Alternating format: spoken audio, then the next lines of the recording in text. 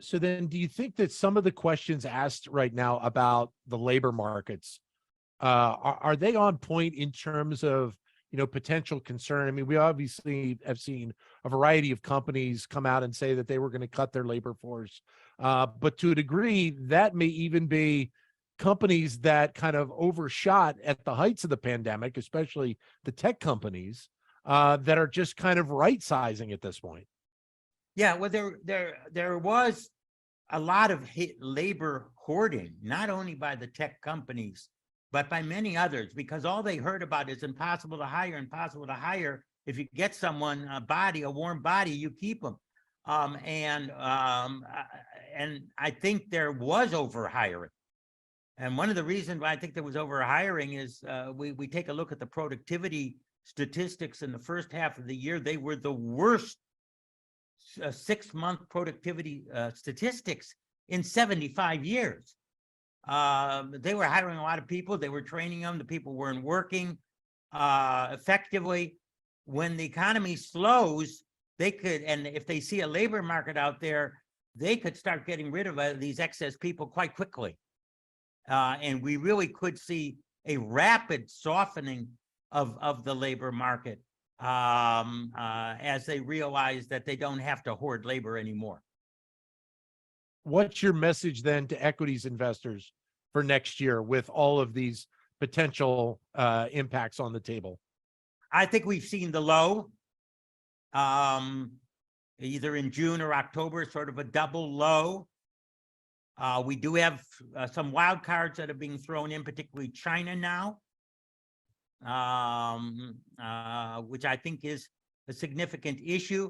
But I think when the Fed starts bringing rates down, even a mild recession would not cause earnings to go down enough, I think, to cause a new low in the stock market. Now, I say that, Dan, because no one in the short run should ever put their life at stake on what they say about what's going to happen in the stock market. My feeling is the stock market is anywhere from 10 to 15% undervalued on a long-term basis. And I think 2023 is actually going to be a very good year for equities. And I was going to ask you, on top of that, you have obviously the components of the midterm elections where you now are going to have Republicans controlling the House of Representatives, Democrats still in control of the Senate. Historically, having a split like that, what has that meant for Wall Street, for equities? Not bad at all. Actually, they often say gridlock.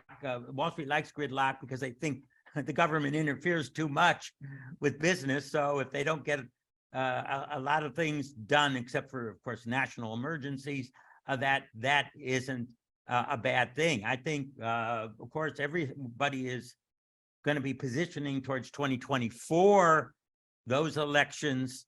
What are the Republicans going to do? Are the Democrats going to keep Biden? Is there going to be new faces?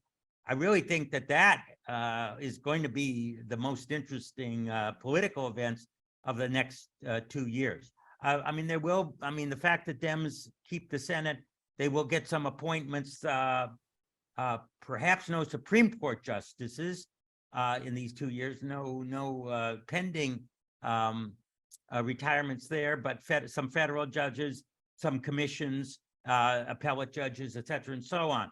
The House will effectively block any tax increases. But we also have to be reminded that after the 2024 election, the tax cuts that Trump put into effect, many of them expired. So what the makeup of Congress will be after the 2024 election, it will be critical to see what kind of tax regime we have by the middle of this decade. Finally, I wanted to ask you, you mentioned about China, and that's obviously an ongoing issue right now. You also still have the war in Ukraine. How much do these global elements impact what is thought about on Wall Street? I mean, we know that Wall Street loves certainty, and there's nothing more uncertain than a war and where that is going to take us, and seemingly what the leadership in China feels about COVID and zero COVID restrictions. Yeah, I think China's a bigger issue now than the Ukraine. I mean, we see oil prices really down to pre-invasion levels, which is basically good for the world economy. I mean, there's a lot of stress in Ukraine, and I'm not trying to minimize the human suffering that's occurring there. What's going on in China, though, I would have never guessed a year ago. The zero COVID policy, I think, is a total disaster. It seems like Chinese are seeming to agree with that conclusion. I mean, they, you know, with over 1 billion people, an economy that's just about equal to ours in total size, to go into this zero COVID could be a big negative shock. I'm concerned about it. I think there's potentially some good things to come of it. I think that some of the great minds and entrepreneurs are going to leave China and come to the West and decide, I'm not staying back in China. Like many of our former students, our Chinese students or Asian students often thought they'd learn in the United States and then they go back and make their fortunes in China. A lot of them are now wondering whether they want to go back. So for 2023, cautiously optimistic, best Yes. way to describe your opinion right now? Yeah, I'm definitely cautiously optimistic. Some people say that this is the most anticipated recession going into next year ever, because so many people are forecasting it. And when too many people forecast something, you know, my feeling is that often that drives the market below its fundamental values. So it might, a lot of bad news is now factored in, I think, to prices. I think the surprises are more likely on the upside than the downside. Too many chefs in the kitchen, right, Professor?